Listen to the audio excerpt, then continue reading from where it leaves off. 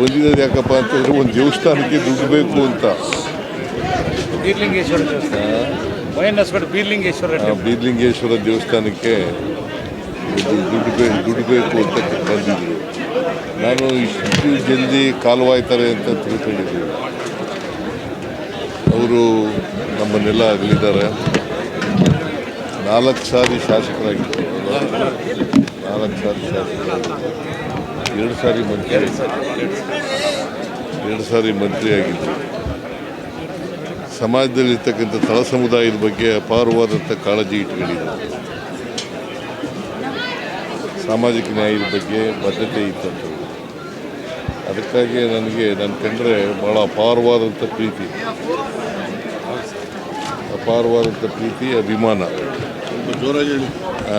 ಅಪಾರವಾದಂಥ ಪ್ರೀತಿ ಅಭಿಮಾನ ಇತ್ತು. ಅವರು ನಮ್ಮನ್ನು ಅಗಲಿರೋದು ವೈಯಕ್ತಿಕವಾಗಿ ನಷ್ಟ ಆಗಿದೆ ಅಂತಕ್ಕಂಥ ಮಾತುಗಳನ್ನೇ ಹೇಳಿದ್ದಾರೆ. ಯಾವಾಗಲೂ ಕೂಡ ಅಹಿಂದ ವರ್ಗದವ್ರ ಪರವಾಗಿದ್ದಂಥವ್ರು, ಮಂತ್ರಿಯಾಗಿ ಶಾಸಕರಾಗಿ ಅವರು ಸಾಮಾಜಿಕ ನ್ಯಾಯವನ್ನು ಎತ್ತಿ ಹಿಡಿತಕ್ಕಂಥ ಪ್ರಯತ್ನವನ್ನು ಮಾಡಿದರು. ಜೊತೆಗೆ ರೈತರು ಕೂಡ, ಅವರು ಸ್ವತಃ ರೈತರ ಪರವಾಗಿ ಅಪಾರವಾದಂಥ ಕಾಳಜಿ ಇತ್ತು. ಅಂಥವರು ನಮ್ಮನ್ನು ಅಗಲಿದ್ದಾರೆ. ಅವರ ಸಾವಿನಿಂದ ಕರ್ನಾಟಕ ರಾಜ್ಯಕ್ಕೆ ಭಾಳ ನಷ್ಟ ಆಗಿದೆ. ರಾಜಕೀಯವಾಗಿ ಅವರು ಬಹುಶಃ ಇನ್ನೂ ಒಂದು 10 ವರ್ಷ ಇರ್ತಾರೆ ಅಂತ ನಾನು ಅಂದ್ಕೊಂಡಿದ್ದೇನೆ.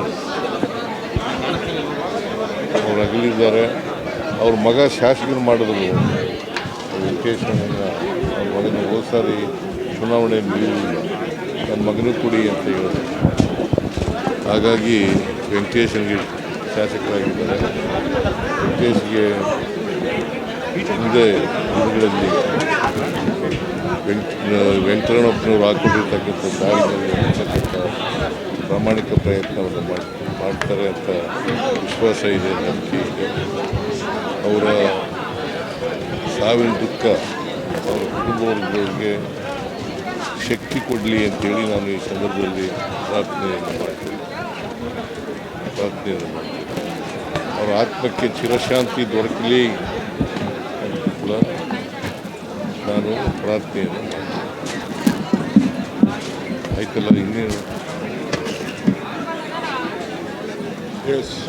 Thank you.